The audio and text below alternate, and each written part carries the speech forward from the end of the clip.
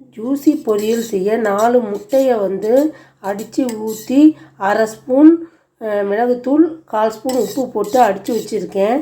இப்போ எண்ணெய் சட்டியில் எண்ணெய் காஞ்சோன்னு இதை ஊற்றிடலாங்க.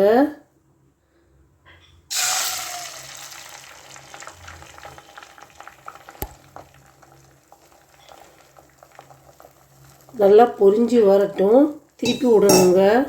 இப்போது இந்த மாதிரி திருப்பி விட்டுக்கோங்க வெந்ததும். இப்போ இதை பீஸ் போட்டுடலாங்க. பீஸ் போட்டு ஒரு கிண்ணத்தில் எடுத்து வச்சுட்டு நம்ம ஜூஸி பொரியல் பண்ணலாங்க. இது மாதிரி பீஸ் போட்டுக்கிட்டாச்சுங்க. நல்லா கொத்தி விடுங்க. இதை மாற்றிட்டு நம்ம ஜூஸி பொரியல் எப்படி பண்ணலான்னு காட்டுறேங்க. இப்போது அதே சட்டியில் எண்ணெய் விட்டு 1/2 பெரிய வெங்காயம் பொடி பொடியாக நறுக்குனது, கருவேப்பிலை மற்றும் ஒரு பச்சை மிளகாய் இதெல்லாம் போட்டு நல்லா வணக்குங்க. நல்லா பொன்னிறமாக ஆகிற வரைக்கும் வணக்குங்க.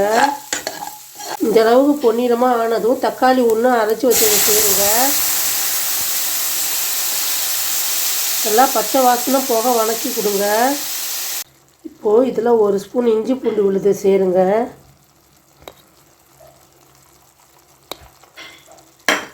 நல்லா வணக்கி கொடுங்க.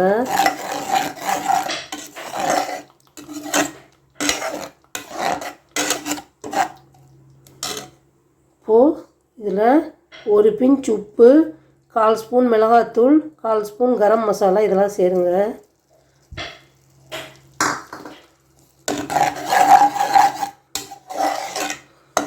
நல்லா பச்சை வாசனை போக வணக்கி கொடுங்க.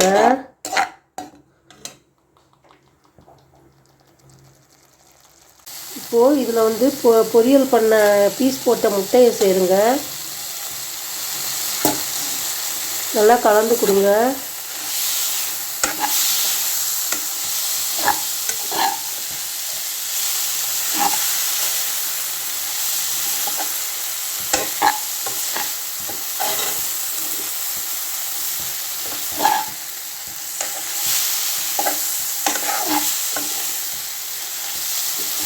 இப்போது இதில் கருவேப்பிலை கொத்தமல்லி தூவி இறக்கிடலாங்க. பாருங்கள் எவ்வளோ ஜூஸியாக இருக்குன்னு.